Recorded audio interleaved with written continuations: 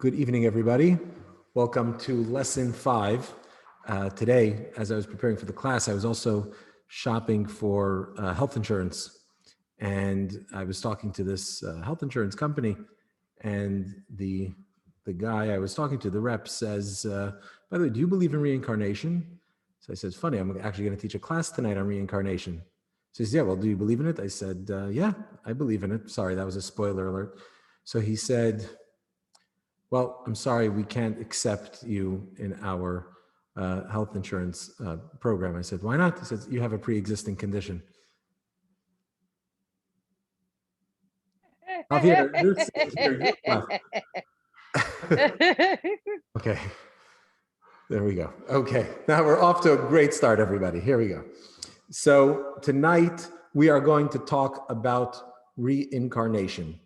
There was a young boy who was sitting with his grandfather, and he said, Grandpa, do you believe in reincarnation? And his grandfather said, no, I don't believe in that kind of superstition and that kind of nonsense. No, I don't believe in reincarnation. So his grandson looked up at his grandpa and he said, Grandpa, you know, when I was your age, I also didn't believe in reincarnation. Okay, 2 for 2. Okay, great, here we go. So let's jump into tonight's class about reincarnation. Are we for it or are we against it? Are we into it? Are we not into it? What is the Jewish view on reincarnation? So it's interesting when you think about reincarnation. There are so many feelings that it raises in people. People are excited about the topic. People are curious and intrigued by the topic. Some people are afraid of the topic. Some people are just completely creeped out by the topic. It elicits really a broad range of reactions from people. Hardly ever do you find somebody who's indifferent to the topic. They usually have some kind of a strong view and reaction to it.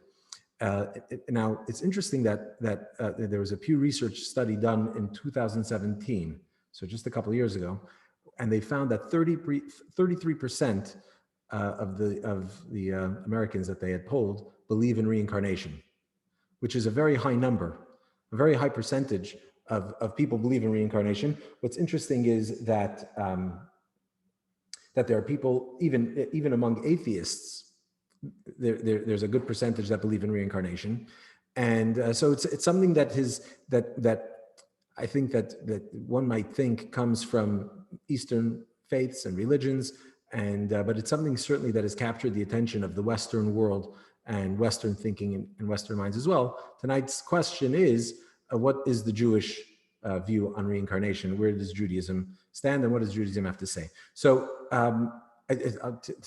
earlier today, this afternoon, somebody who attends our classes every week texted me that she won't be able to join tonight, and she said that it was interesting. I didn't press her on it. I was curious to get what she had to say, but I know that usually at night it's a long day. She's actually going to listen to this class later, so hey, she knows who I'm talking to.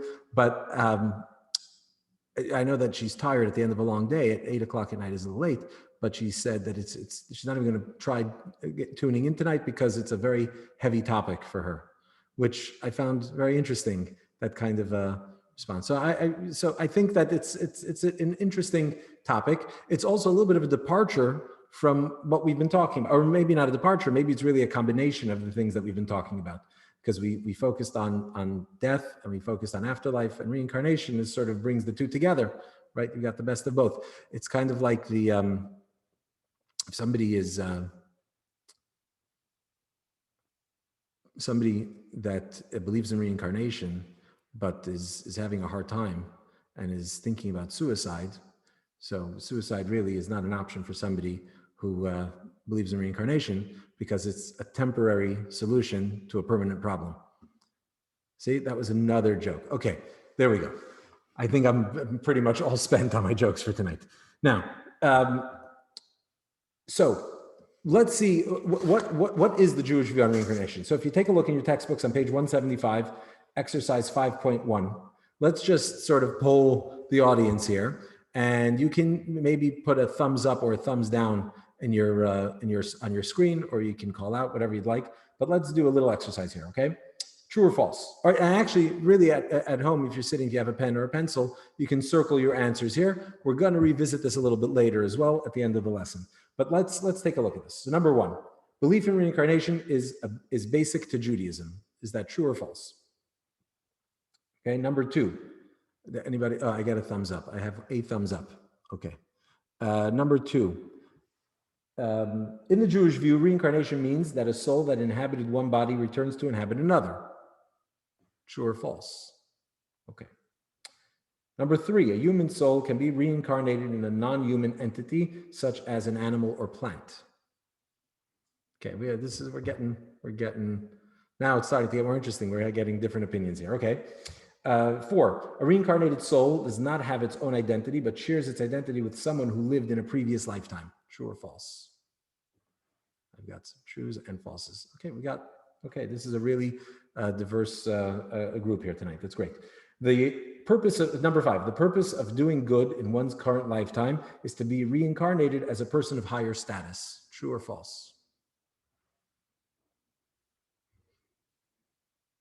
Number six, a soul is reincarnated as a penalty for sins committed in a prior life.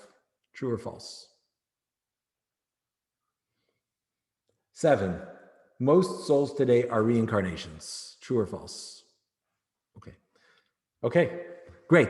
I like the fact that I saw a lot of thumbs up and a lot of thumbs down. That's very, very encouraging. That's great. Okay, and also a round of applause. So I appreciate that as well.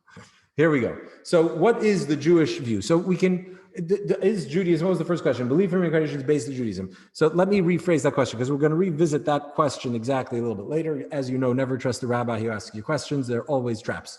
So that's just always in general good information to have. But let's revisit this idea. Is there a place for reincarnation in Judaism? So let's look at text 1 on page 176. This text is taken from the prayer book. And it is taken from the prayer that's recited before retiring at night. Before we go to bed, there's a prayer, the Shema, that's said at bedtime. And this is the opening prayer of the bedtime Shema, and it's printed in most traditional prayer books, okay? The overwhelming majority of them. And so this is text 1. Master, this is the opening of the bedtime Shema. Master of the universe, I hereby forgive anyone who has angered or vexed me or sinned against me, either physically or financially, against my honor or anything else that is mine, whether accidentally or intentionally, inadvertently or deliberately, by speech or by deed, in this incarnation or in any other. Okay, we go to bed, the first thing we do, we try to clear all gripes and grievances. And we say, one who has harmed me in some way, in this incarnation or in any other. In the Hebrew, it's bein begilgul zeh, bein begilgul acher. The word reincarnation in Hebrew is gilgul. Gilgul, which really means a circle or like a circular, an orb. And that's because the idea of reincarnation is the return of the soul into this world. So that takes a circular sort of imagery. So that's something that we say every night. And it would seem then apparent that reincarnation obviously is a Jewish belief, that this concept exists. Now that we've already established that reincarnation is a Jewish belief, let's talk about reincarnation. Now, tonight's class, pretty much everything, almost all of the texts we're going to read are coming from Kabbalah, from Jewish mysticism. We've been quoting a wide array of texts in our past classes, but tonight's class, the texts are mostly Kabbalistic texts because where we'll find the conversation about reincarnation is in Kabbalah. That's where you'll find it. Now, having established that reincarnation is a Jewish idea, and that we're going to find everything tonight, we're going to be drawing from Kabbalah, from Jewish mysticism, it is worth pointing out that there are plenty of authoritative Jewish sources and scholars that rejected the concept of reincarnation. But, and we can really talk about why that might be. Generally, we're talking about scholars that lived close to I think the most recent would be maybe 700 or so years ago. and further back, stretching further back, but not over the last several hundred years. You're not really going to find, I don't think, many Jewish thinking authorities that would reject the notion of reincarnation. It's something that stretches back from an earlier period. Part of it might be because they had a different approach to Judaism at the time. They took a more rational approach, and Kabbalah wasn't widespread, it wasn't widely known, and people weren't familiar with it. And the idea of reincarnation is something that really really makes sense in the overall context of Kabbalah, as opposed to the exoteric or the rational, moral, ethical parts of Jewish thinking, and certainly of legal Jewish thought. I think partly you can say that from a philosophical or rational approach, the ultimate purpose is to understand God. So you could say that perhaps those earlier Jewish authorities conceived of the soul as a conscious being, and that the ultimate purpose for the soul is its experience as a conscious being. Consciousness comes with a certain amount of awareness and intellect and understanding. And so what would be the highest that man can reach would be understanding and knowing God. But as we're going to see tonight, Kabbalah, we're not going to address this, the understanding of the soul directly, but in Kabbalah, there's something else beyond that as well. The soul is the essence of the soul is really beyond consciousness, as we're going to see tonight. And so what is the purpose or the role that the essence of the soul would play if it's beyond consciousness, beyond comprehension of godliness? So that would be its connection to God, its essential bond with God, as well as the impact that it has in this world for God, right?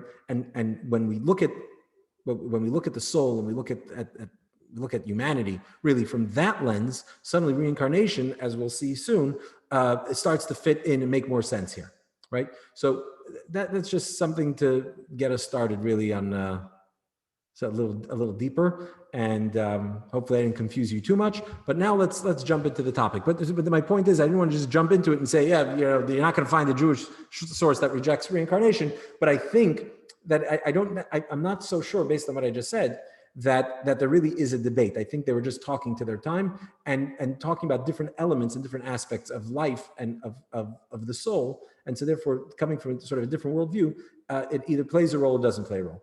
Certainly today, and certainly after the explosion of Lurianic Kabbalah on the scene in Judaism that really swept across the Jewish world, so now it's basically become universal. And so now the Jewish position on it is certainly comes down on one side and one side only, which is that reincarnation is a Jewish concept as well. Okay, so let's talk about reincarnation. Before we can talk about reincarnation, we have to understand where do souls come from, right? Because reincarnation is a reincarnation of a soul. So where do souls come from? So what we're going to do is we're going to read now text 2, which is going to be Rabbi Chaim Vital. Let's do just another introduction. Okay. So I mentioned we're going to be quoting from Kabbalah, and particularly from Lurianic Kabbalah. Lurianic Kabbalah gets its name from Rabbi Isaac Luria, who is a 16th century mystic who lived in Tzfat in northern Israel. And in Tzfat, which is a small little city, there was, at the time of the Arizal would be the Neinu Rabbeinu Yitzchak Zechreinu Levracha, blessed memory. So it's Rabbi Isaac, son of Shlomo, Ashkenazi actually was his last name. Luria, he was he known as the Arizal. So Arizal is just an acronym for his name. So that's what we're gonna go with. Rabbi Isaac Luria, or also known as the Arizal. Now the Ari lived in the Arizal. The Ari also means lion, so it was an appropriate acronym to call him by.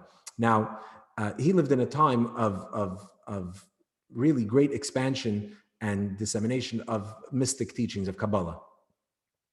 In Tzfat at the time, you had the leading halachic legal minds in the Jewish world, the Beis Yosef, Rabbi Yosef Karo, who wrote a Shulchan Aruch, a code of Jewish law, really a revolutionary work in its time.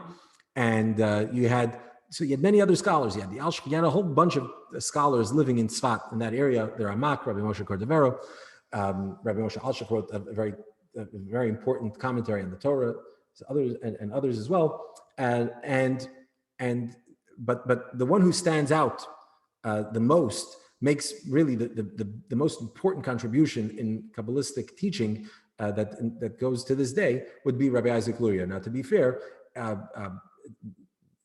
there are many students of Kabbalah. Chabad, which is Hasidic teaching. That's not tonight's class. It's not the topic, but it draws heavily from mysticism. And Rabbi Isaac Luria, that would be your primary source, your go-to source in a sense. That and the Zohar, which predates this conversation by over 1,000 years, by almost 1,500 years. That he would be sort of his teachings and his explanations of Kabbalah would be really a primary source for all future generations. So the Arizal didn't write any of his teachings. He taught it to his students. In fact, he didn't let anybody write it, I believe, except for one student, Rabbi Chaim Vital, who was a student, a couple of years younger, not much younger than his teacher, than the Ari himself, and he transcribes his teacher's writing. So we have the writings of the Arizal, the writings of the Ari, the Lurianic Kabbalistic writing. None of it was actually written by Rabbi Isaac Luria himself. They're written by his students. Two things that you might, or three poems that he wrote that you might be familiar with are printed in the Siddur, poems that we recite, hymns for Shabbos at the 3 meals of Shabbat, Friday night, Shabbat morning, and the Shabbat afternoon meal, those 3 meals. So there are hymns that he authored, the acrostic of his name. That's pretty much the extent of his writing, Rabbi Isaac Luria himself. So we're going to be studying his teaching as written by Rabbi Chaim Vital, one of his foremost students. Okay. Now, Rabbi Chaim Vital himself, we're going to quote from a few of his works. We're going to quote from Sefer HaGilgulim and Shar HaGilgulim. So I mentioned before, reincarnation is Gilgul, right? That's the word in mysticism, is the word Gilgul. And so he wrote a book on Gilgul, and he wrote a portal on Gilgul, a gate on Gilgul. They're printed in 2 different works. At any rate, we're going to be quoting from these works and some others as well. So let's read from Rabbi Chaim Vital, from Shar HaGilgulim, Introduction 11. This is text 2 on page 177. It all began with one master soul, the soul of Adam, which included all future souls. Subsequently, this master soul passed on to Abraham, Isaac, and Jacob, and was then divided among the 12 tribes. Afterward, the soul was further partitioned among the 70 souls that the descendants of Jacob that accompanied him to Egypt, and eventually among the 600,000 souls who left Egypt. Okay, so we see that the souls start as one master soul that's given to Adam, that's then passed to the patriarchs, that then starts to divide and subdivide until it's broken down into 600,000 pieces of that master soul. Okay, that's the origin, the history of the soul. Right? There's a young girl once came to her mom and said, "Mom, where do we come from?" So mother said, "That's a really wonderful question." Well, many years ago, God created Adam and Eve by himself with his own hands, creates Adam and Eve, and they were the first people, and we're descendants of Adam and Eve. Lovely. A little while later, the girl goes to her father and says, "Dad, where do we come from? Where do humans come from?" So Dad says, "Very smart question, my dear." He probably called her my dear because he was very fond of his daughter. And he says, "Well, millions and billions of years ago, there were apes that roamed the earth, and then they evolved and eventually turned into humans." Well, now the girl's all confused. Now she was more puzzled than before. Where do we come from? Do we come from Adam and Eve, or do we come from apes? So she goes back to her mother and says, "Mom, I'm very confused. You said we come from Adam and Eve. Dad said we come from apes. Which one is it?" So Mom says, "Oh, when you asked me, I was telling you where my side of the family comes from." Okay. So the point is, you can think of the souls as a tree.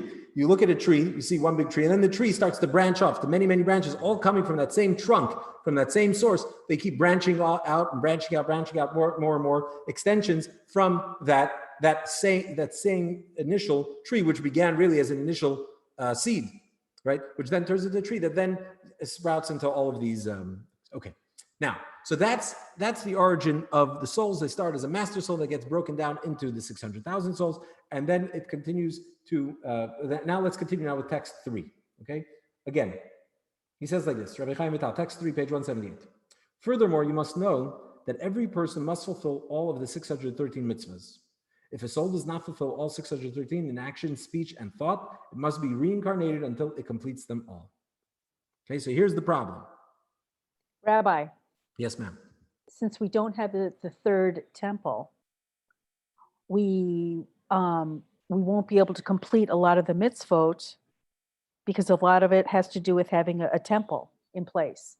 So once the temple comes into place, a lot of people are then going to be able to finish off their life, so to speak, because they fulfilled all the 613. Is that correct? So that's exactly we're about to address this, right? So we have like this. So what we know so far is that we have 600,000 souls, right? That all are parts of that original master soul that was breathed into Adam. Now, what's the point of these all 600,000 souls? Now, remember, we ended text 2. We said that the 600,000 souls are the ones that left Egypt. Where did those 600,000 souls that left Egypt, where did they go from Egypt? They went to Mount Sinai. At Mount Sinai, they hear the 10 Commandments and they receive the Torah. The Torah contains 613 commandments. So these 600,000 souls that receive the Torah are now bound to observe all 613 commandments. Okay? And so that's the mission of every single soul. So think about it like this. God basically creates the world, creates human beings, creates this soul, breaks the soul up into other parts. Now, by the way, mentioning that we're talking about the 600,000 souls, that these are all parts of that original soul, tonight we're going to be talking about the reincarnation as it relates to Jews. The concept of reincarnation as it relates to non-Jews is also something that is discussed at length in Kabbalah, but it's not our topic tonight. So there's some overlapping concepts that we can apply, but we're going to be talking. We're focusing specifically on reincarnation as it relates to the Jewish soul. So think about it this way: you've got, and I'm bringing it up now because there's 600,000 mitzvahs that all Jews are bound. 613 mitzvahs that the 600,000 Jewish souls are required to fulfill. There are the 7 universal laws that also break down to many other sub laws that bind the non-Jewish soul. Right, so some of these concepts, as I mentioned, you can apply, but that's why when we're talking about the 600,000 souls, and we're talking about the 613 commandments, that's obviously a uniquely Jewish concept. So so while humanity is bound by the 7 laws at Mount Sinai, the Jews are bound by 613, and every single soul is essentially given the mission statement. It's like we got together right at the beginning of the day in our office, and the branch manager gets up and he says, okay, here are the goals for today. This is what we have to get done. And everybody's given their tasks, what has to be done, right? And these are the 613 things that you have to do. What happens if you don't do them? So now you've got to come back to be able to finish them. Why? Because the 613 commandments are the way God intends to satisfy his purpose in creating the world. So God creates the world with a purpose, which is to make himself known in this world. The method through which we do that is the commandments, because very simply, when we do what God wants, we reveal him in the world. It's very simple as that, right? It's an oversimplification of the concept.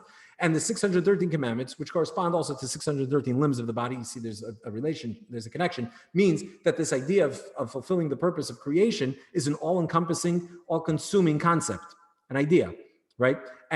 And therefore, it's all-encompassing for the soul as well. So when from the perspective of the soul's purpose, as it relates to the entirety of human history and of creation, every soul is bound to fulfill all 613 commandments. Now, the problem is, as Susan mentioned, we don't have a temple today. A vast majority of commandments are related to the temple.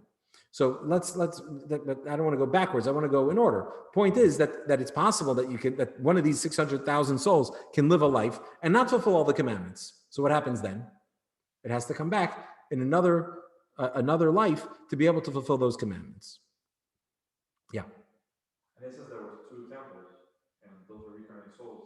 Wouldn't it be in the sense that they already did those commandments and for the same time? Not necessarily. Could you repeat what he said? We didn't. Javier said that if there are two temples, and we're talking about roughly almost 900 years of temple, plus you think about the tabernacle beforehand, you're talking about almost 1500 years or so of temple. So maybe souls had an opportunity to come back and fulfill those temple commandments. Perhaps, but there are other commandments as well. I'll give you. I don't want to bring up a specific example because I don't want to open a can of worms. But there's a concept in Judaism of levirate marriage, right? A levirate marriage means when a woman is married to a man and the man dies and they have no children. So then the widow needs to marry her deceased husband's brother so that they can have a child in place of the one who died childless. That's the concept of levirate marriage. I said I didn't want to open a can of worms, but there I did. Now it's out of the bag. Now, out of the can. So one option in such a circumstance is to marry the brother. Another option is I don't like the brother. He doesn't shower very often. He's not that good looking. Whatever. I liked his brother. I didn't like him. So, or I didn't like his brother. I like him even less. Whatever. However that works. And so the woman has the right to reject him and say, I'm not interested in marrying this brother. And so they do what's called chalitza. So there's a mitzvah. One of the 630 commandments is that if a man dies childless, the wife needs to marry the brother, right? That's yibum. That's a mitzvah. The mitzvah to marry the brother. There's another mitzvah, which is if she doesn't want to marry him, she can do this rite of chalitza, which basically means essentially to reject him, right? There's a whole ceremony that's done, and so she doesn't have to marry him. In case you were wondering, nowadays the yibum has been discontinued for a very, very, very long time. The only option that still happens, and sadly it still happens this day, is this idea of chalitza. When that's really the only viable option nowadays. But the point is that here you see two commandments, right? But what are the circumstances that need to break for a soul to fulfill these mitzvahs? A soul is obligated to fulfill the mitzvah of yibum and of chalitza. Yeah, well, it can't do it if they have children. It can't do, if it does yibum, it can't do chalitza. If it does chalitza, it can't do yibum. They're mutually exclusive. You can do one or the other.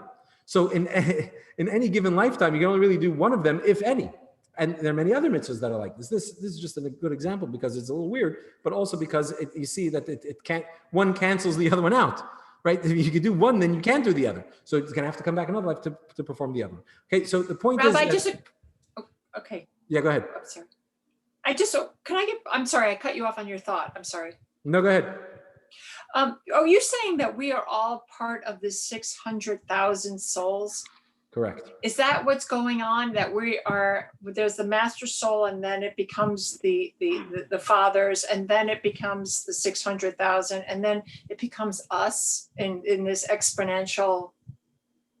Yes. Yeah. Okay. So what happens? So we stopped at the breakdown of 600,000, right? But we know how many Jews are there today in the world? 14 million? What's the latest estimate? Obviously, there are billions of Jews. We run the whole world. Everybody knows that, right? No, there are like 14 million Jews, or roughly, give or take, 70 million, 60 million. Who's counting? Anybody here counting? Is anybody doing anything here? Whatever. We know whatever. 14 million is more than 600,000, if my math is correct. So there's a lot of Jews. I come from a very small island, and there's a lot of Jew there. Very popular, very wealthy people, and there's a lot of Jews. Okay, so the point is that there are more than 600,000 Jews walking the earth today, right? So how do you fit 600,000 souls in more people, right? So the point is that those souls are further fragmented and enter the bodies. And that's what happens in this process of reincarnation, where, as we'll see, a part of the soul breaks off and then has to be reincarnated. We'll get through this. We're still setting this up. So number one, we see that every soul has this mission to fulfill all 613 commandments. If it's lacking, it needs to come back to the world because it has to fulfill those commandments, the ones that it's missing. That's number one. And here's another element, okay? Just to confuse you a little bit more, let's look at text 4, again, from the same place. Yeah, on page 178. You should also realize that each individual must study all 4 of the Torah's layers, which are referred to by their acronym Pardes, which means orchard. These are Pshat, Remez, Drush, and Sod.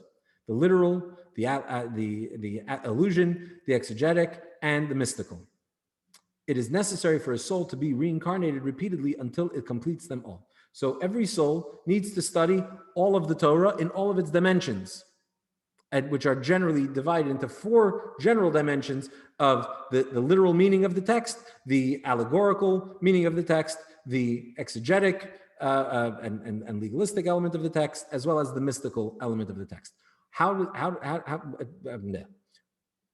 We can discuss this. It's really a little bit off the topic, the idea of these 4 levels of the soul. But since we've come here, and since the JLI was kind enough to prepare a 5-minute video on this topic explaining these 4 categories of Torah, we're going to play that video, and I'm going to take a break. How does that sound? So let's do it. We're going to play this video that's going to describe. Oh, you can watch it up there, I guess. It's going to describe these 4 levels of the soul. And here, optimize. Here we go. Okay. And here we go.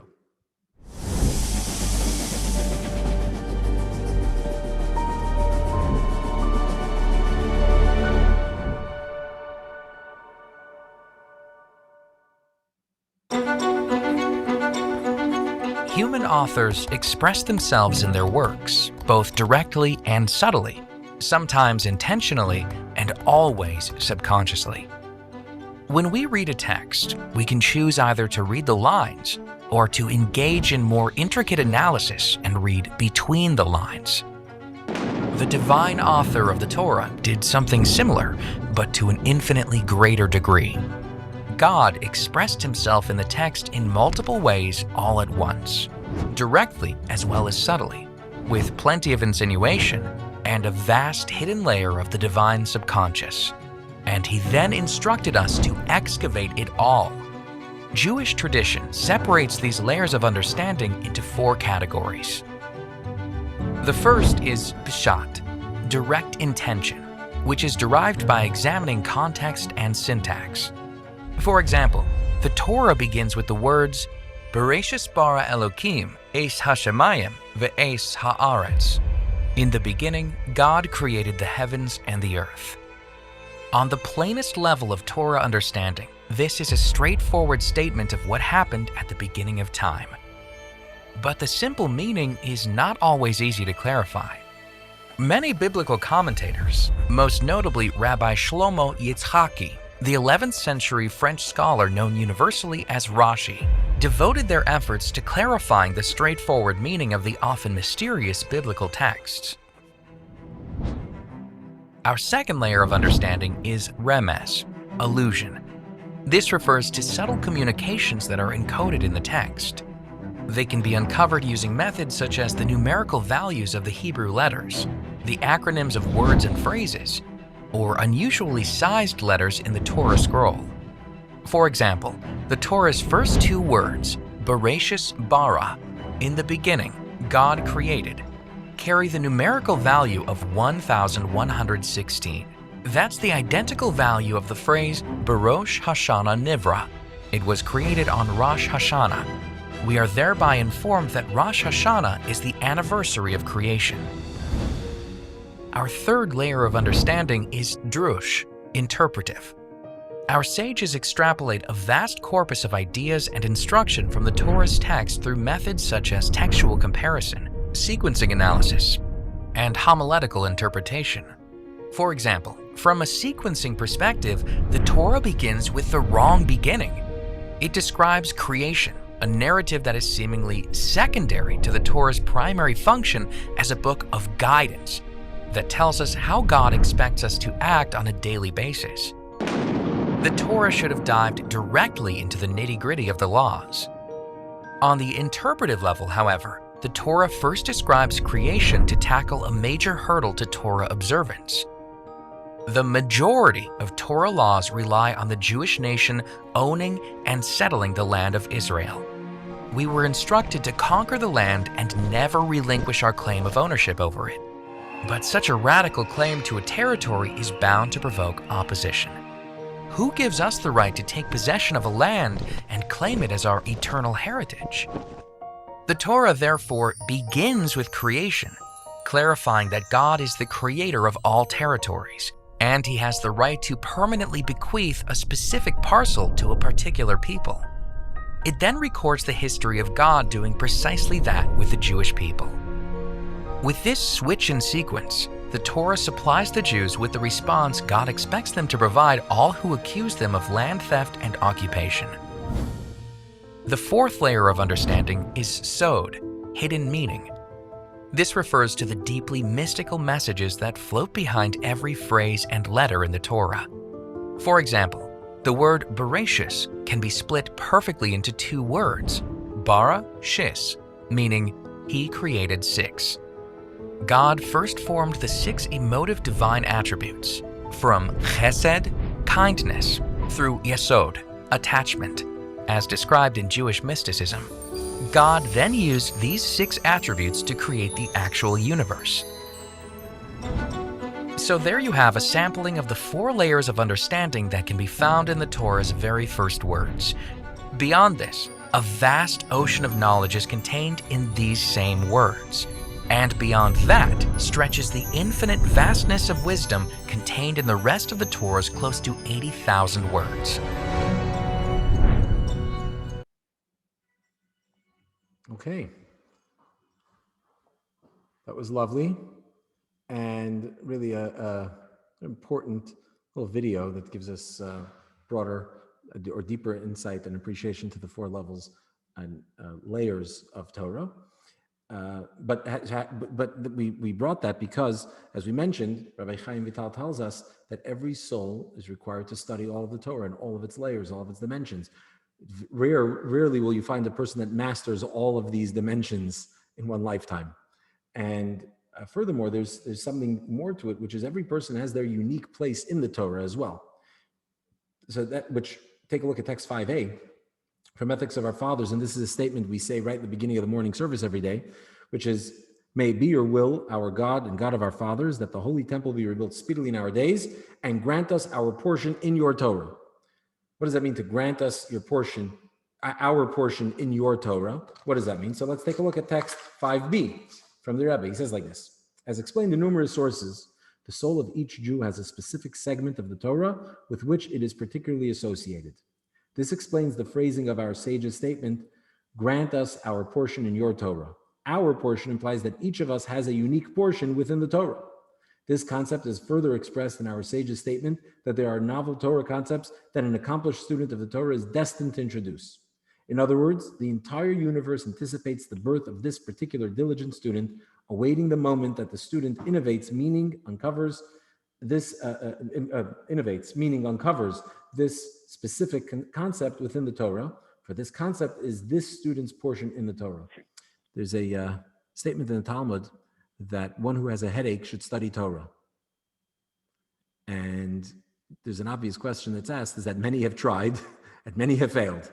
They had headaches, and rather than take a Tylenol, they study Torah, and the headache didn't go away. So one of the explanations given for that is that the Torah that would be therapeutic to them, the one that will alleviate the pain in their head, is their part in the Torah. Well, how do you know which one's your part? Theoretically, were you to know which part of the Torah is your part, like we're talking about here, my portion in the Torah, I can go there and I can study it, then I have no headache. Problem is, I don't know what my portion is. I got to keep studying and studying until I find it, right? So that's a way to remind us we have to keep studying. It's a lifetime of studying. Rabbi, Yes. can I ask a question? Mm-hmm. If there's 613 commandments, and every letter potentially in the Torah can have multiple meanings, do the commandments have multiple levels within them that you have to fulfill? Right, that's a great question. So actually what we said, we quoted from Rabbi Vital on page, on text 3, right? That actually you have to fulfill them on 3 levels, which in the Tanya, that's known as the 3 garments of the soul, in thought, speech, and action. So we do have to fulfill we have to observe the commandments, and in all 3 modes of expression that we possess, which is thought, speech, and action. But as far as the different levels or layers in the actual fulfillment of the mitzvah can only be fulfilled one way. Every mitzvah, in other words, there are different principles that guide the different layers of interpretation, understanding Torah. But when it comes to the practical, when it comes to the bottom line, to the halakha, to Jewish law, there's a certain process that's in place, which is the majority rules. And so whatever the majority says, that's what we follow, and we follow it exactly to the T. We don't do it in multiple ways. So, by the way, this is one of the ways of understanding. Also, another interesting phrase by the sages, which is that when two sages are arguing, you find a dispute in the Torah, both are correct. Why are both correct? Because they're both words of the living God. They're both part of Torah, and both sages, dedicated and committed to understanding Torah with the proper methodology, come to arrive at their conclusion. And so they're both true. But how could they both be correct if one says this is kosher and one says it's not kosher? You can only do one, not the other, right? Don't they cancel each other out? So the answer is, on a deeper level, they're both correct. But on the practical level, you can only follow one. So to answer your question, every soul has to fulfill the mitzvah as it is in its bottom line concrete form. There's the one way to fulfill it. But the experience that you bring to the mitzvah, the way you experience it and the way you do it internally, or the way you express it in your thought, speech, and action, that's unique, obviously, to every individual, right? We all bring something to the table when we perform the mitzvah, but the mitzvah has to be the way the mitzvah has to be. Now, Thank you. So to sum up what we've said so far is that there are 600,000 souls.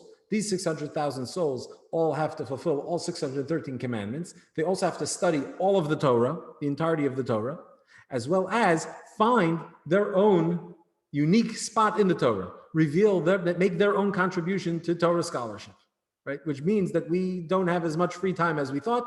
We got to get down to business. We got to get to work, right? Now, what happens if the soul doesn't fulfill this task, right?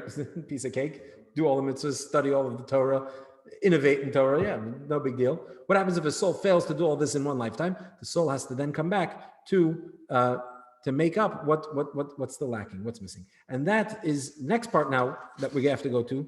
The next step of understanding reincarnation is, how does that exactly work? So let's take a look. Again, let's go back to Rabbi Chaim Vital, text 6, page 182. Although we've stated in numerous passages of this treatise that a specific individual's soul was reincarnated in a particular person, and it was subsequently reincarnated in another specific individual, and so on, do not misread this as implying that the original soul itself is reincarnated repeatedly. Rather, each human soul branches out into innumerable roots. Every root contains an infinite quantity of soul sparks.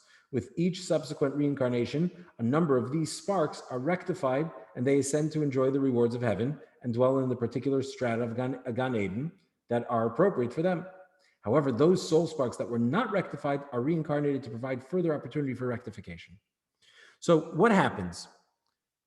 Every soul, every one of the 600,000 souls comes into the world, they live life, and they achieve whatever they need to achieve. And the parts of the soul that achieved what it needed to achieve, they ascend to heaven, and they're good, they're done, they're finished. But there are elements, since there's a big task, there's a lot that the soul has to accomplish. Not all of it is accomplished in one lifetime. There are elements of the soul that need to come back to accomplish their specific missions.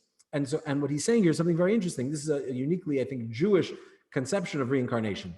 I think one of the problems people have with reincarnation is that it feels very impersonal. Like I'm some recycled soul from somewhere, living out somebody else's life, or finishing, I have to wash the dishes that somebody else left in the sink. I don't even know them. That's not what reincarnation is about. Reincarnation means that a new soul essentially is formed from that old. So think about it. He uses the term here, every root contains an infinite quantity of soul sparks, right? Think about like a tree. A tree grows and it branches off, like we said before, right?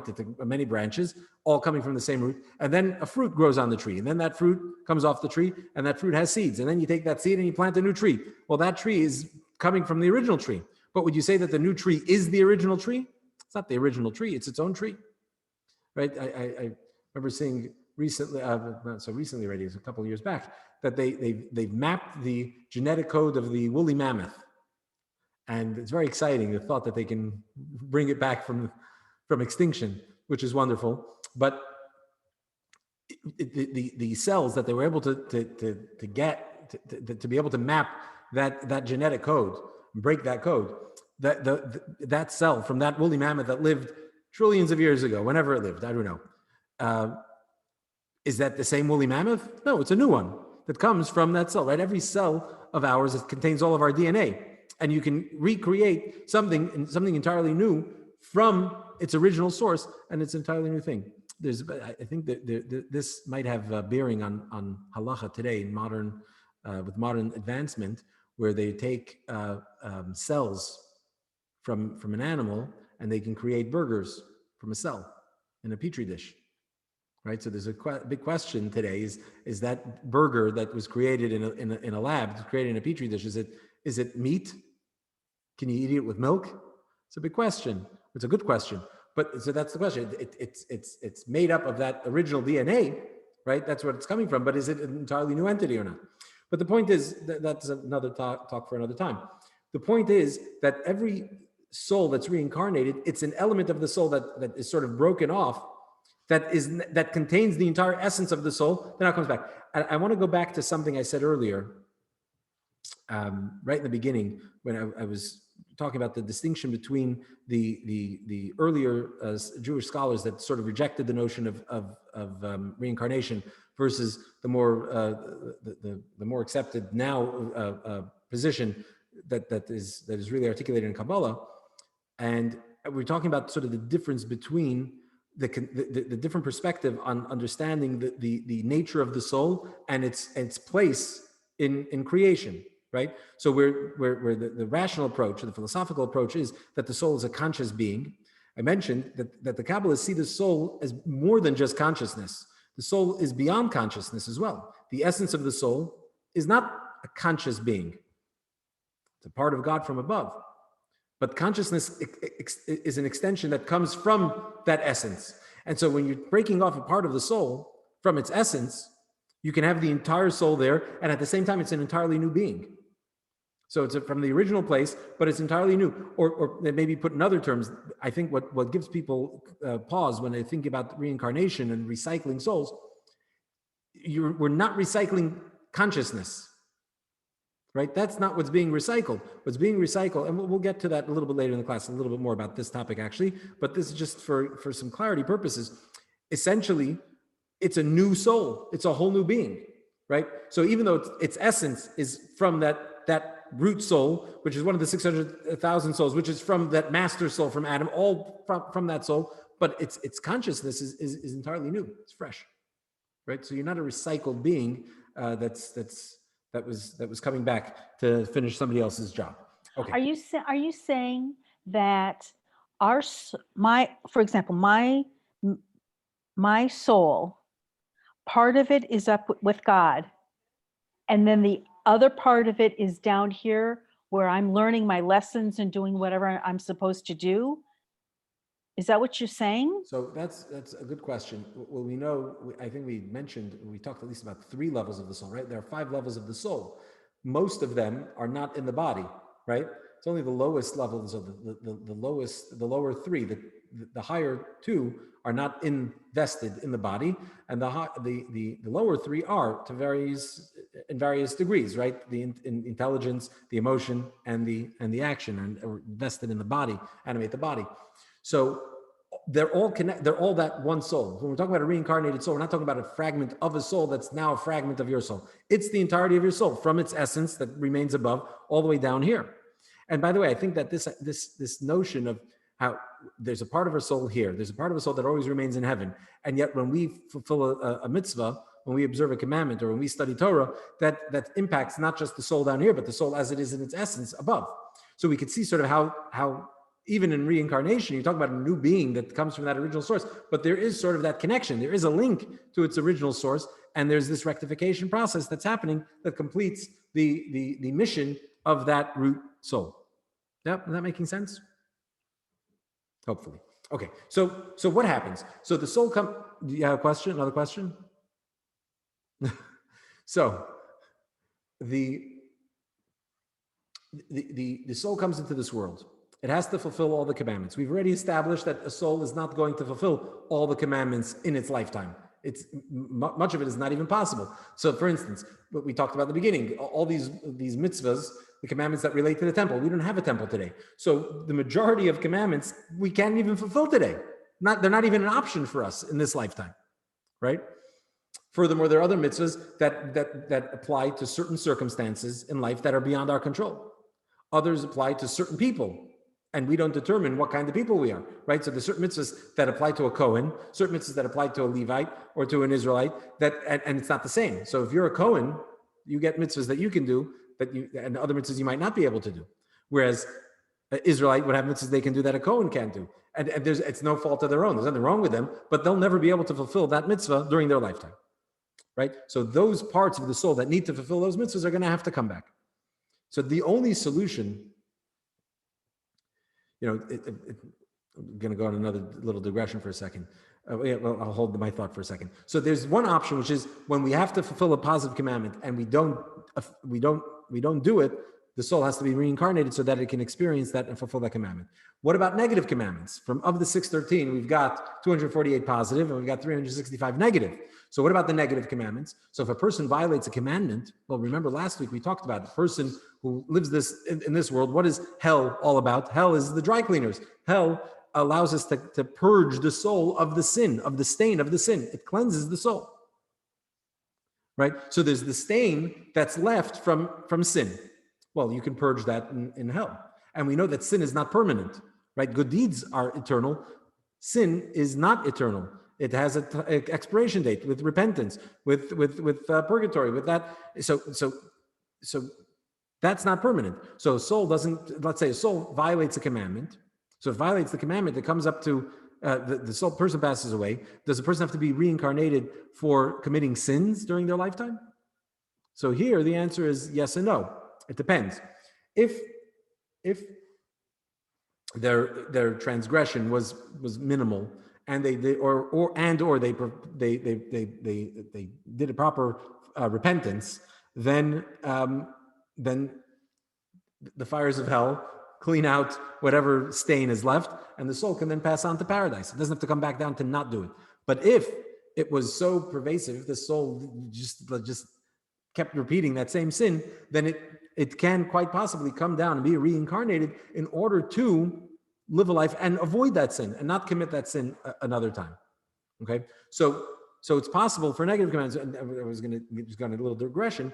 It's interesting that in Jewish thinking, we often think that when obviously we have to fulfill all the commandments and we shouldn't commit any of the sins. That's a given. That's obvious. But what's worse? Is it worse to skip doing a mitzvah, or is it worse to commit a sin? Which one's worse? If you had to list them, A and B, or 1A and 1B. Let's put it that way.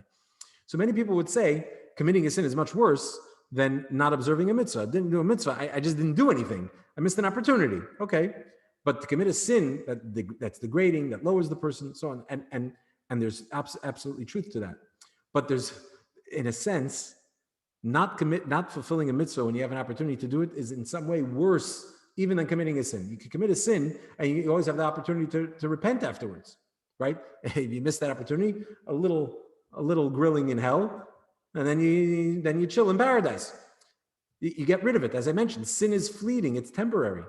But if you miss an opportunity to fulfill a mitzvah, how do you make that up?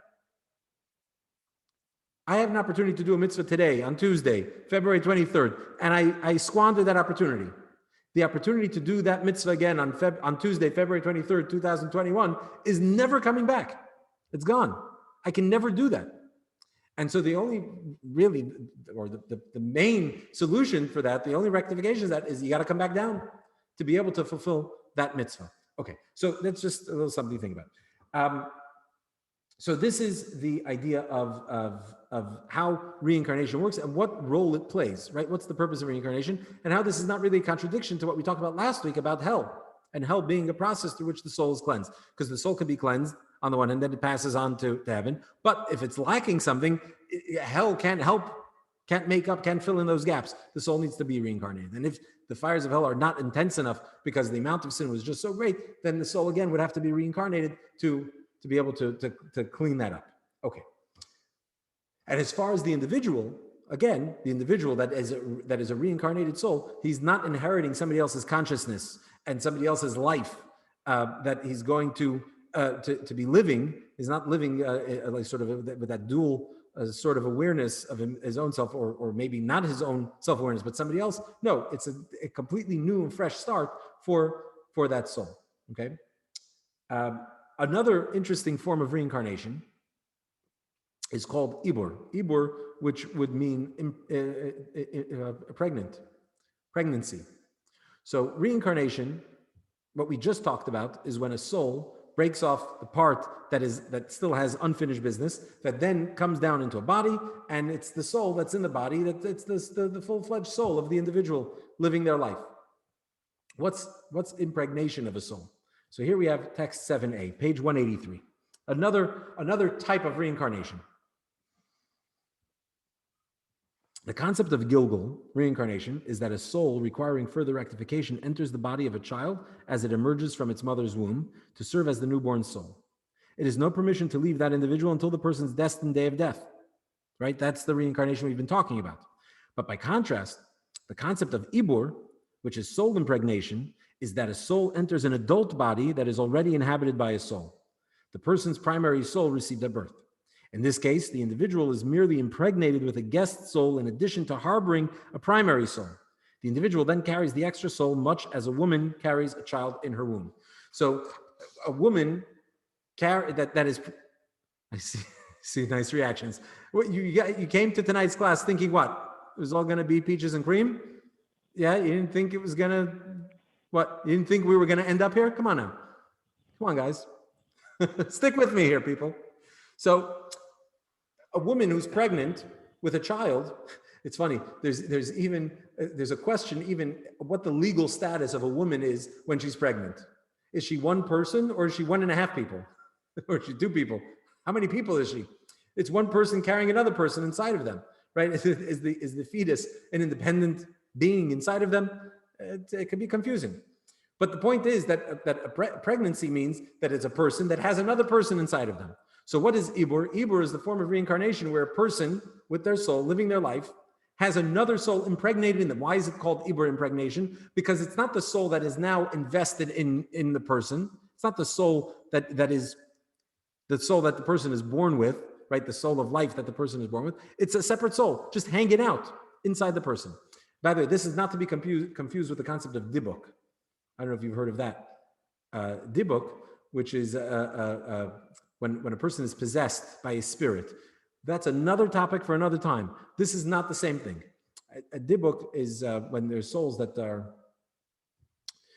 haven't found their place, and they're just looking for some relief, and they latch onto other people and possess them, and it causes great anguish to the host that it latches onto. It can cause great problems. But that's really another topic. What we're talking about, Ibur, is not that. Ibur is not when you're possessed by another soul. You're not possessed by it. You're simply carrying it with you. And there could be 2 reasons as to why you might be carrying that soul. Let's go back to text 7b. Why would somebody be impregnated with another soul? Okay, so here we go. Soul experiences Ibur for one of 2 reasons. Now again, Rabbi Chaim Vital. The impregnated soul comes to an individual for its own sake.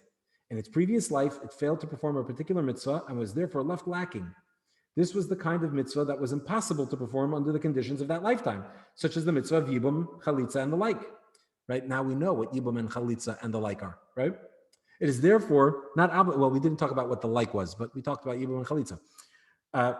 It is therefore not obligated to engage in a full-scale incarnation described earlier in this treatise, for soul impregnation is sufficient. Okay, so when we're talking about a missed opportunity where the soul had an opportunity to fulfill a mitzvah and squandered that opportunity, didn't capitalize on it, that soul needs to be reincarnated. But could you say that a person lives a life and their failure to observe the mitzvah of levirate marriage is somehow a blemish? It's not their fault. The opportunity didn't present itself.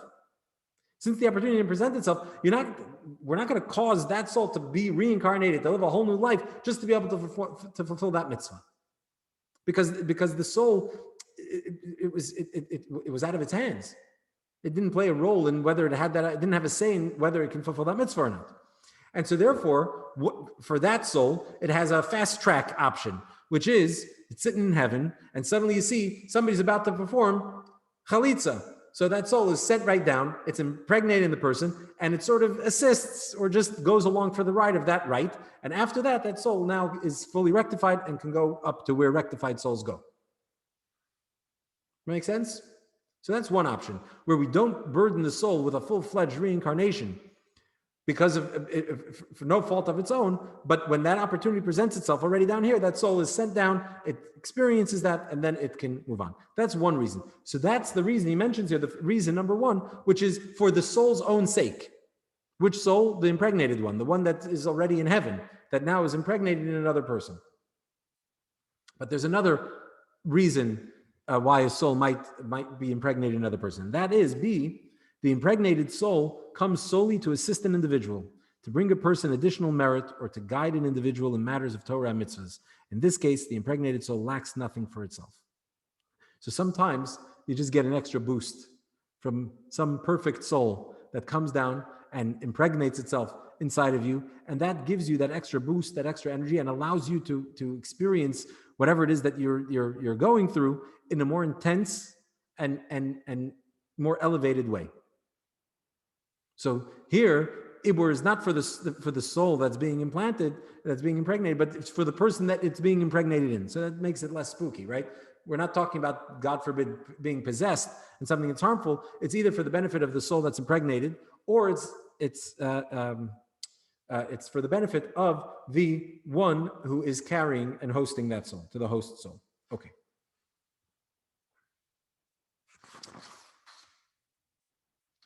Now,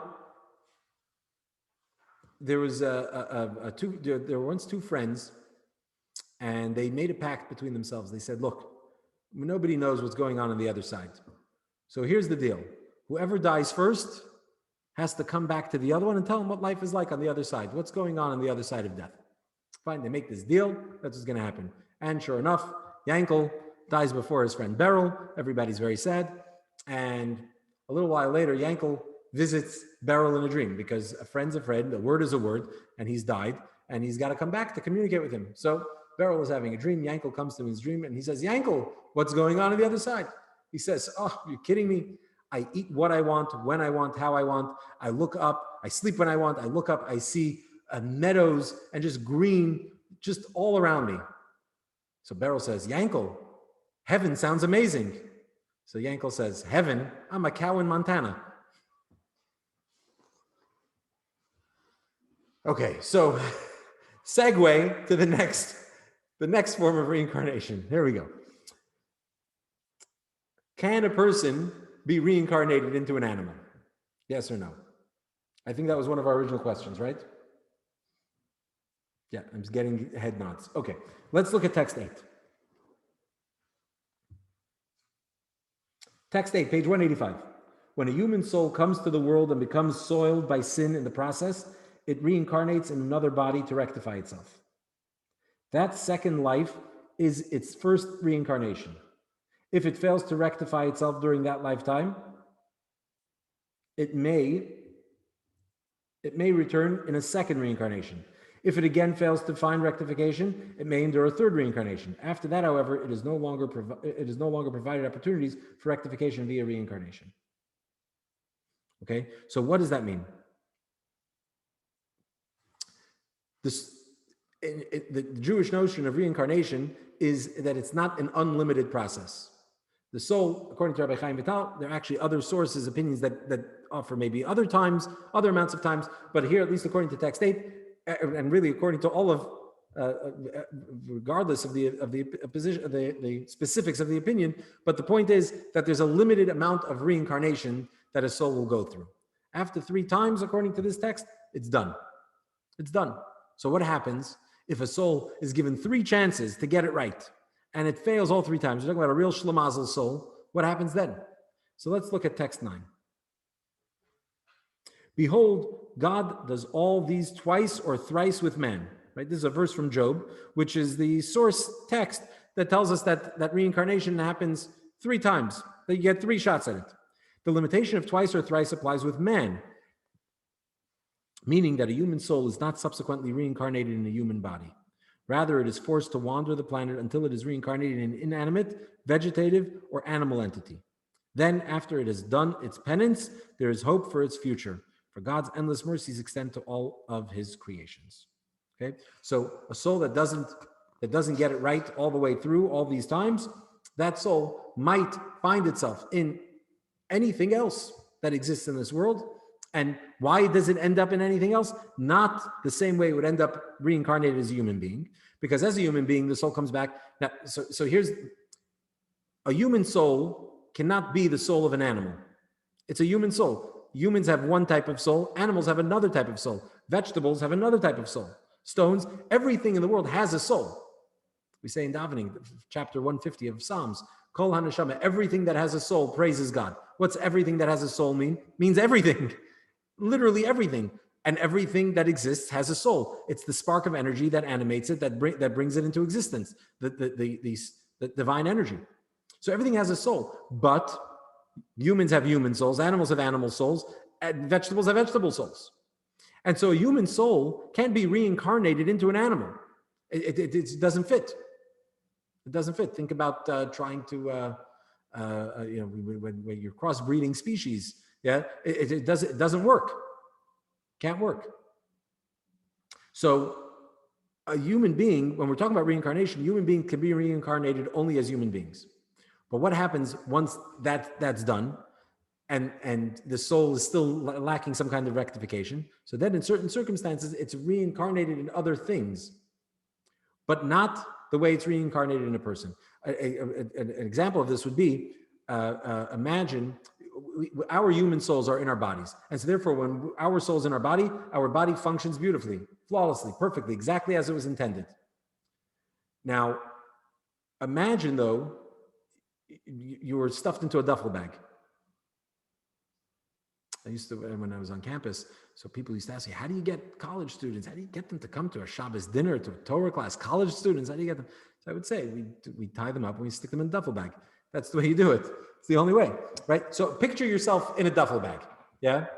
You know those, when you have those races at those family picnics, and you have the sack race, right? What's so funny? What is it called? The sack race? The potato sack race? You know what I'm talking about. Oh, don't pretend like you don't know what I'm talking about. So when you're doing that race, why is that hysterical? Because human beings have legs that are designed to be able to walk and take one step, another step. When you stick them, you restrict the legs in a potato sack, funny things are about to happen when you're trying to walk, right?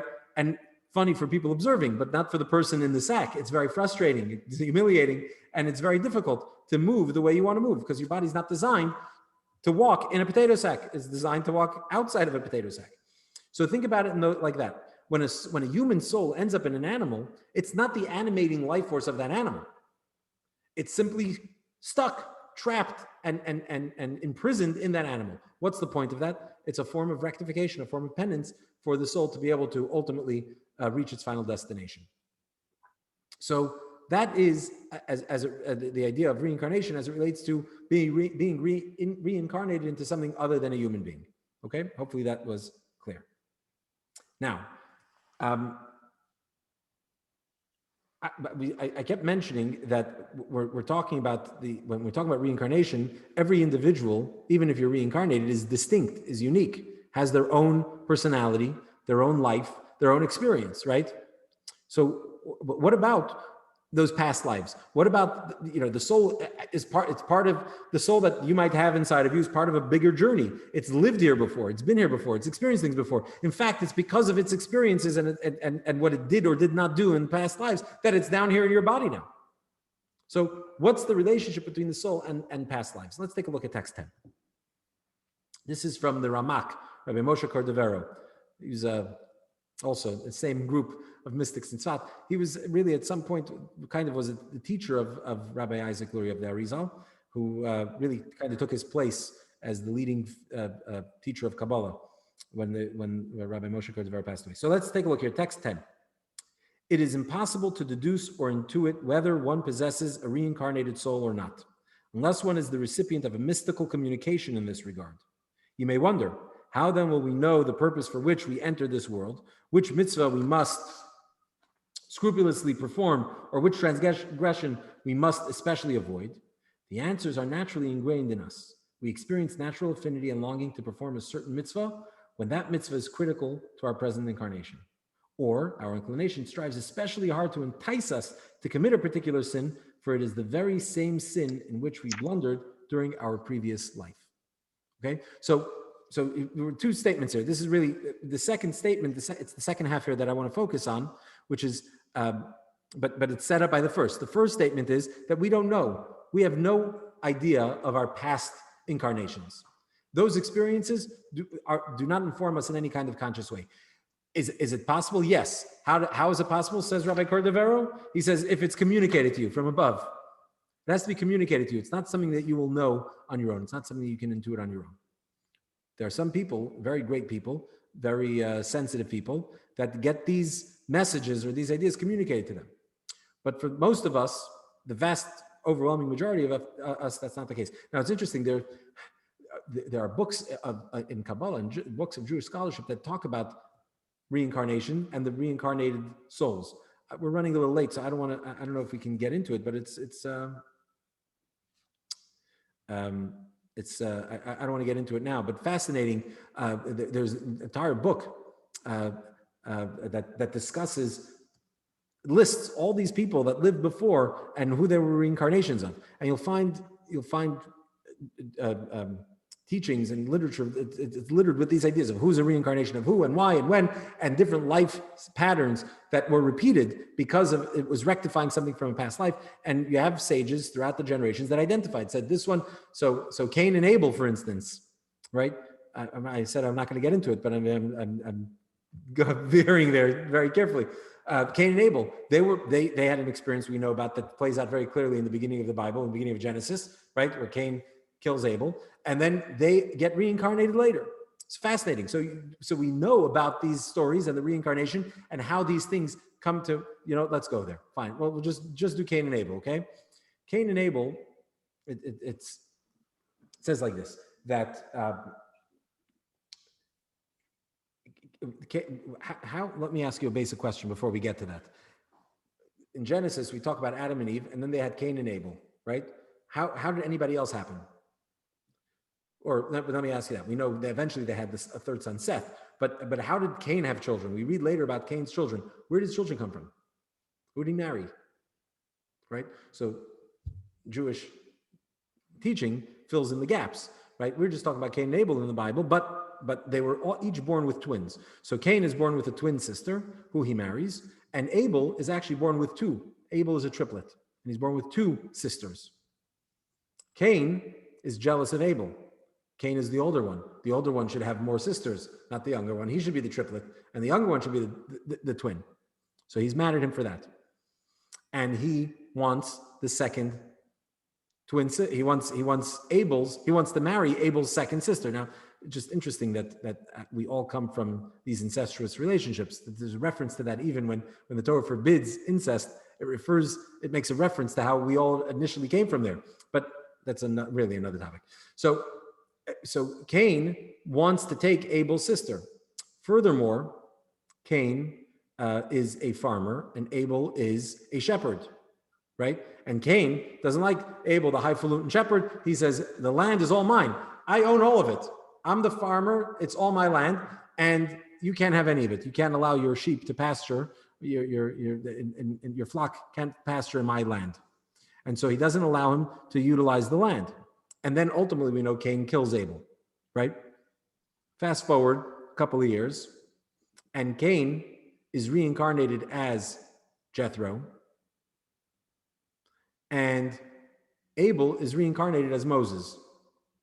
Moses is actually a reincarnation of Abel. Moses' wife, Tzipporah, is a reincarnation of Abel's second sister, the triplet. Now what happens? Abel is now the shepherd for Jethro. He shepherds his flock, right? Meaning Moses shepherding his flock. He gives him that pasture. Furthermore, Jethro, who's now the reincarnation of Cain, gives his own daughter to Moses to marry. That's reversing that idea of Cain giving, right, providing that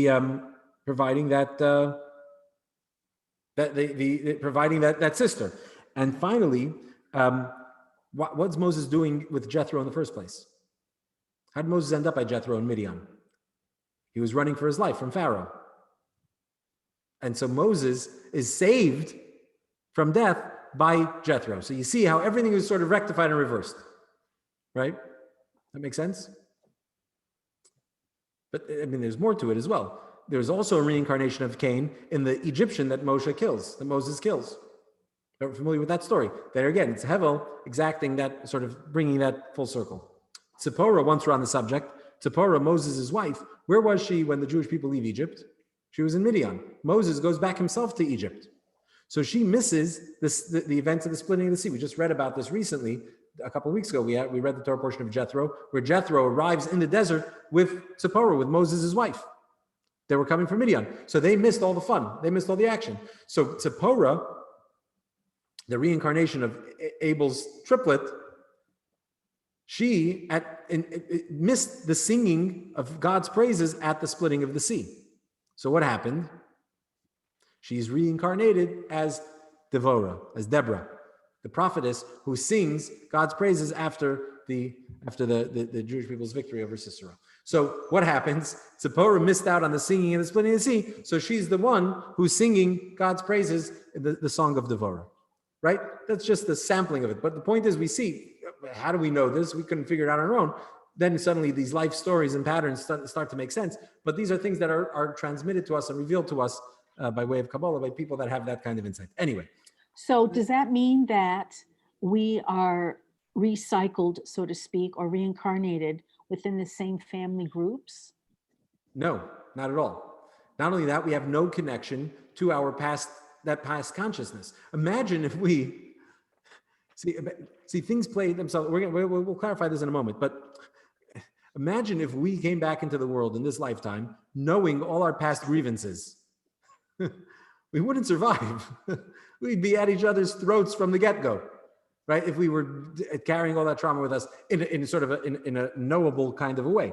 Now, there are traumas that we carry with us from past lives, from past experience, we inherit traumas from parents, from grandparents, right? So that's also something, but that's something different. And it's certainly not something that we can necessarily be conscious of.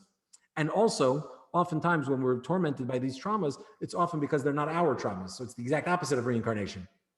Right? So somebody who's tormented by the Holocaust but didn't live through the Holocaust has to learn to be able to separate themselves from that torment. That torment is their grandmother's, it's not theirs.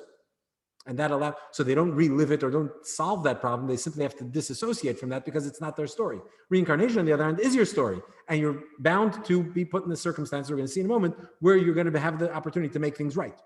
But if you were conscious of it, you were aware of it, we'd all be mad. So that's something that's only known by a few people. There's a story about the Arizal himself, who once explained to somebody his own reincarnation, what he was going through, what he needed. It was somebody who was a bachelor. He was having a hard time getting married. Anyway, whole long story, not for now. Although I can't think of a better time that we'd be able to tell the story, but that's okay. We're running late, so let's keep going. But the point is, so sometimes he can even tell somebody himself what his past stories and what's left for him.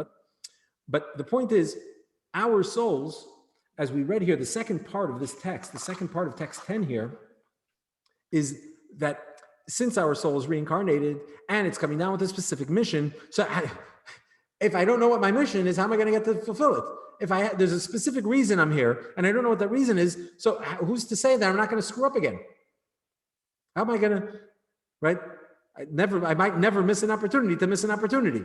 So don't I have to know? So he gives us clues. He says, no, sometimes there are things, God's going to put you in the right place at the right time. He's also going to give you something that you naturally are talented and capable of. There's certain things that you're going to gravitate to. Those are things you should run with. You should utilize those talents. You should capitalize them. Don't waste them. Don't squander them, those passions, those interests. And furthermore, there might be things that you're really having a hard time and you're struggling with tremendously. Well, that's also a clue. If there's something that you're struggling with and it doesn't really make sense to you as to why you should be struggling with it, well, that's also a clue. Let's take a look here at a letter from the Rebbe. Okay, this is a letter from probably from the 1950s. Let's take a look at this. The early 50s. He says like this, text 11. This is a letter that Rebbe writes to somebody. He writes like this: I am replying to your letter in which you inform me that you accepted and are implementing my directives regarding Torah study classes and giving charity. But as far as the situation at home is concerned, your marital harmony appears only superficially to have improved, while the underlying reality remains unsatisfactory. I already told you in my previous letters that it would be challenging. You are meant to find it difficult, for the success of your life's mission hinges upon your sincere efforts toward marital harmony. Our mystical teachings reveal that rare individuals are born with original souls. The rest of us are reincarnations.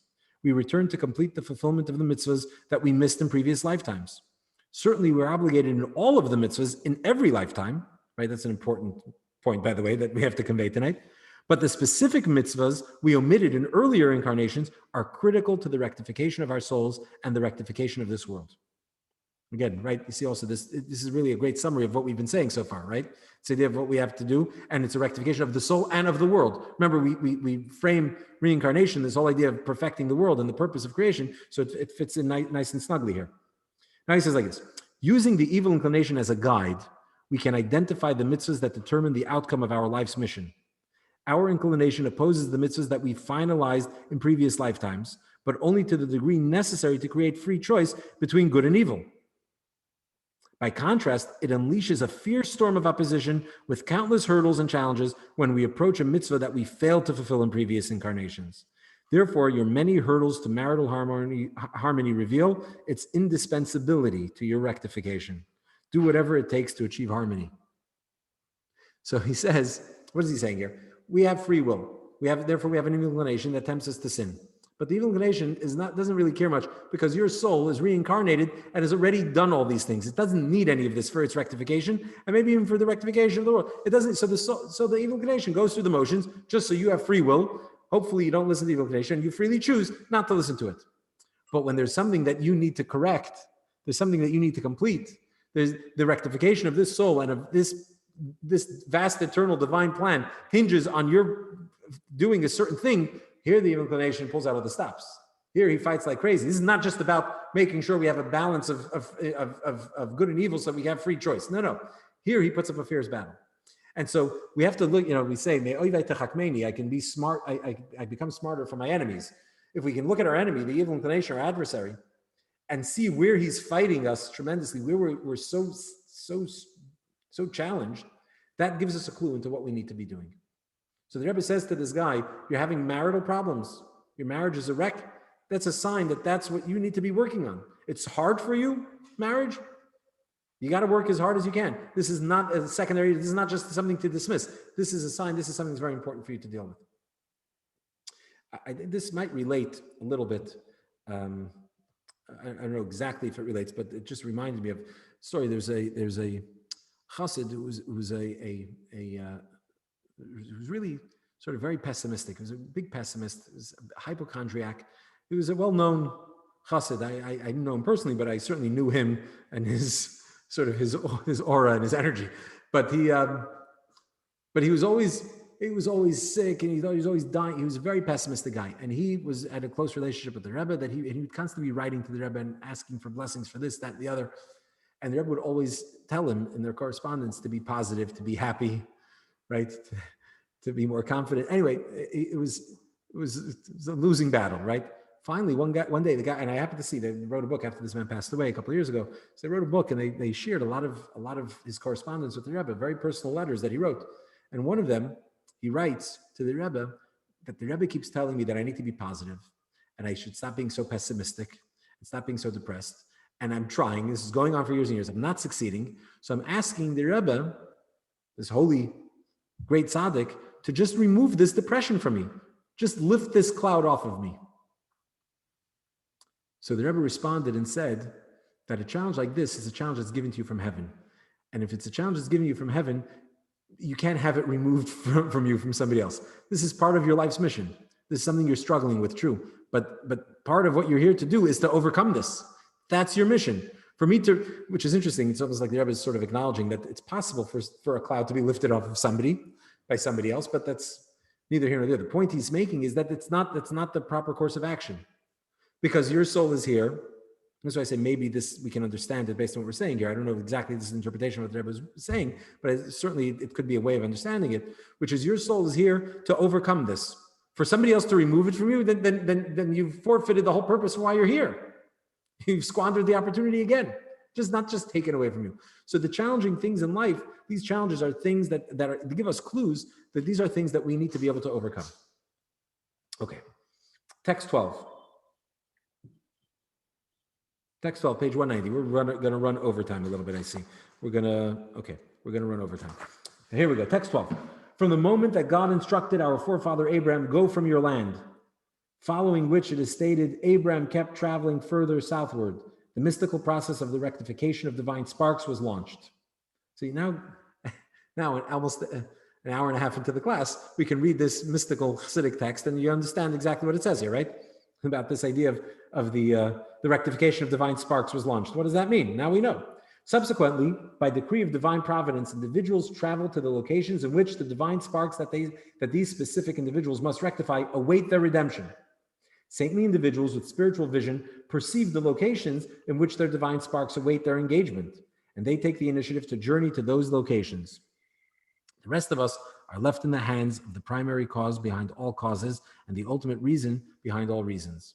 God orchestrates countless apparent causes and circumstances to bring specific individuals to the locations in which their predestined service of rectification is required, right? So it's not all gloomy. We're here with a purpose and a mission. How do we know what it is? God is good and he cares about us and he wants to see us succeed, and he's going to put us in the position to succeed. He's going to put us in the location we need to be. He's going to give us the tools that we need to be able to do it. It's not something to worry about. How am I going to know? Yeah, there are people who know. They know exactly where to go, where to be. For the rest of us, we have to utilize every opportunity.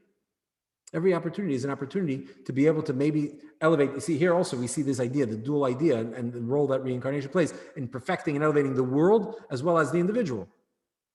Just today, I was having a conversation with somebody. I'm trying to remember who it was. I can't remember. It was a brother. It was one of my kids. It was one of my friends. I can't remember who it was. I was talking to somebody today. He says, I remembered, literally, I had this conversation today. I remembered something you told. He's telling me, I remember something you told me, that when you were a child, you went out with your dad. And, I know it was with my son. I was talking to my son, Yaakov. That's what I was talking about. He was telling me that he was thinking about this. Oh, now I remember the whole story. He's in Israel and he was just out somewhere with somebody and they had a flat tire and he was standing on the side of the road. So he says, I was standing on the side of the road while the tire was getting fixed. And while this was happening, I remembered what you told me, which is that when you were a kid, your father once rode with you out into the middle of a lake. And he said, we're in the middle of the lake. This is not where people don't usually walk through this lake. It's in a secluded area. It's very possible that this exact spot in the lake has been waiting since creation for somebody to say words of Torah and elevate this spot, bring godly awareness to this spot. And so he said he remembered that story, and on the side of the road, he sat there and he was reviewing some Torah thoughts that he had studied at the side, because maybe the side of the road here, that's why we broke that. Why else would we have broken down? So you see, though, this is a Hasidic way of thinking, right? And the truth is, I remember as kids, we'd travel and we'd be up in the mountains in the Catskills, and coming from the city, the Catskills, like the country, but it was a different country. And you'd go on these windy roads and they were covered with so much greenery and you couldn't see around it. There's nobody else there. It was so secluded. I mean, in growing up in Brooklyn, there's no quiet street where there's nobody or there's no noise. And every now and then my father would make it turn out we're lost, or I don't know where we are now. And right away, what would he say?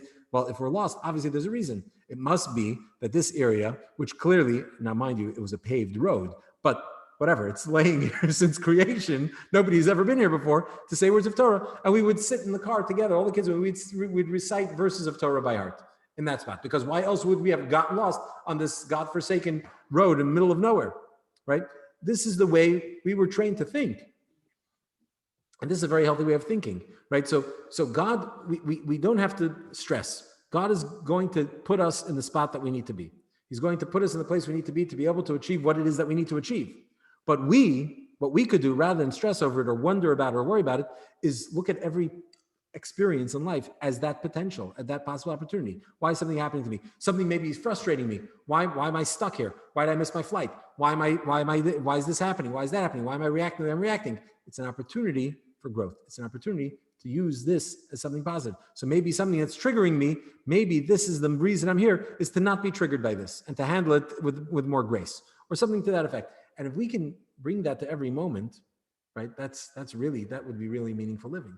Now, of course, we don't know which specific thing. Maybe there's one thing that we have to do, and for that we're living. Baal Shem Tov famously said, we quote this all the time, that a soul comes down into this world for 70, 80 years, and it's possible that the sole reason that that soul came into this world is to do a favor for one specific person, even not even a spiritual favor, not a good, just a regular nice act of kindness to somebody else. So it's interesting what he said. You live a whole lifetime, a soul from heaven will come down just to do one thing for one person, one kind thing. Well, now that we know that, first of all, who's to say that that's not why we're here? Maybe our soul is here to do one kind thing to one person, but how do we know who that person is? We don't, which is why everyone we meet, we should do something nice to. Wouldn't this be a better world if we all lived with that awareness? It'd be a much nicer place, right? Where every interaction, maybe this is the person that I need to be kind to, because we're meeting up from somewhere else. So it's better that we don't know past lives. It's better we don't have that awareness, but it's better to live with this knowledge and this information because it leads to much more meaningful, purposeful life. Okay? And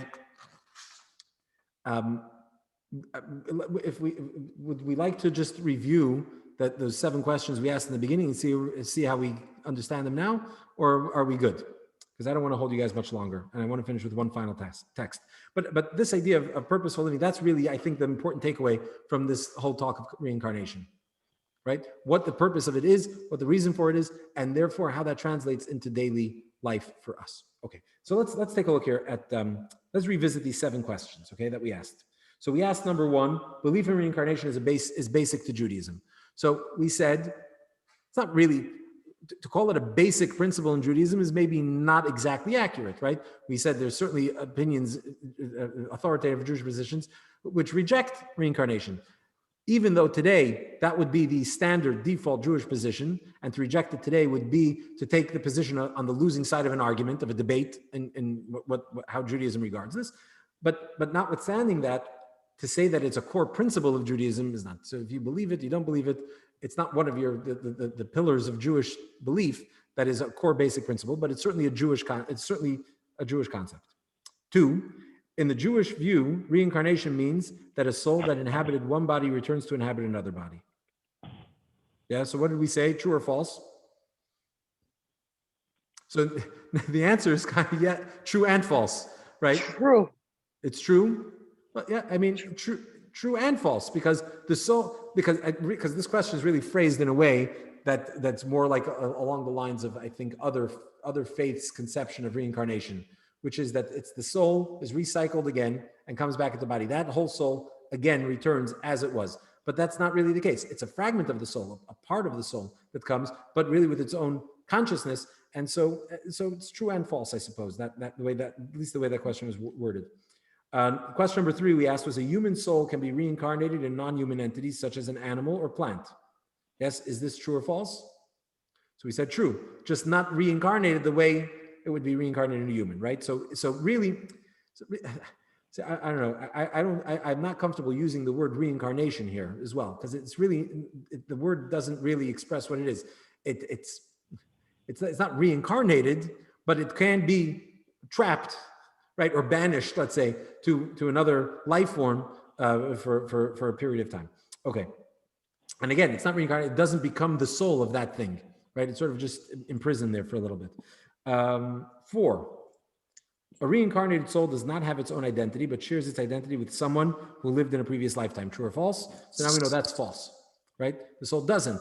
There are people who can see things that have certain insight and vision that can connect those and see those connections, but for the average person, that would be false. We do not know that. We do not see that. Okay, 5.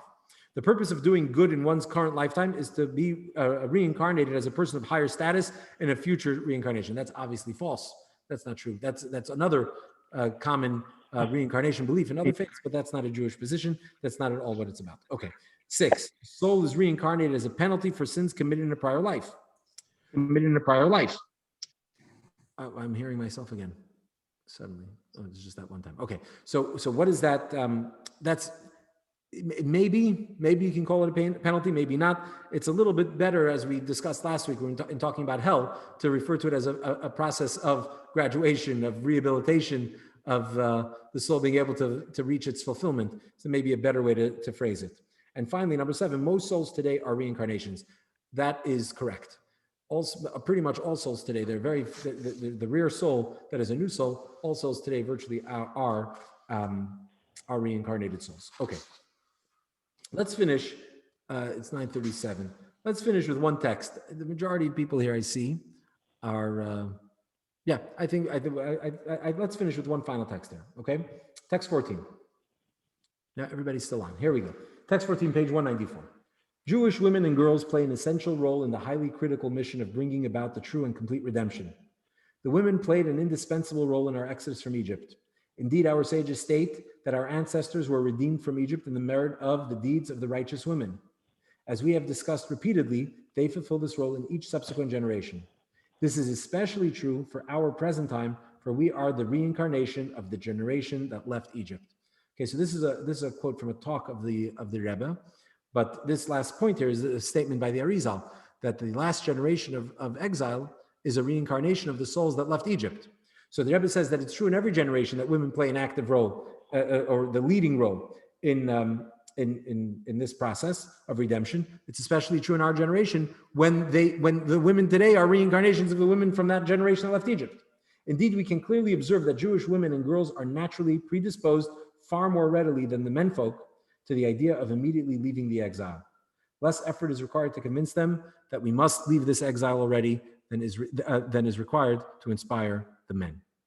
Right? So this just sort of ties everything here together tonight. This idea that we can see, in a sense, first of all, even the role that women play today in society, they take a leading role. If we talk about the statement of the sages that it was in the merit of the women that the Jewish people were redeemed from Egypt, right? So they play that lead role. They lead the way out of exile. Then it would follow that in the last moments of exile now, in the final exile, who would be leading the way would be women. And we could see that even play out in a sort of, in a sense, removed from this spiritual mission, divine mission, just in the leading role that women play in society today. That's really, for the most part, pretty much unparalleled in history, right? Because if they're the ones who are lead the way out of exile, then of course they're going to be leading the way in everything as well.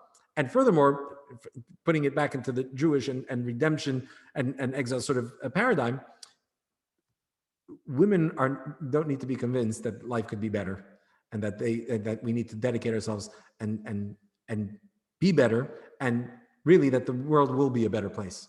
To be able to hope for that possibility that the world actually can be a better place.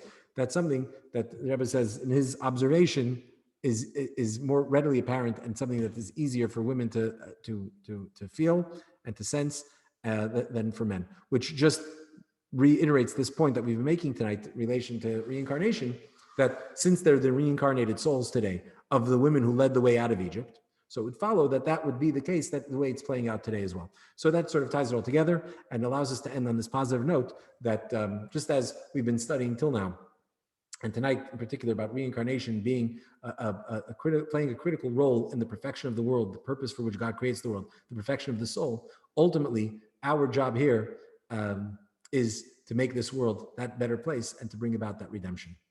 Thank you all for joining, and now we'll open it up to questions.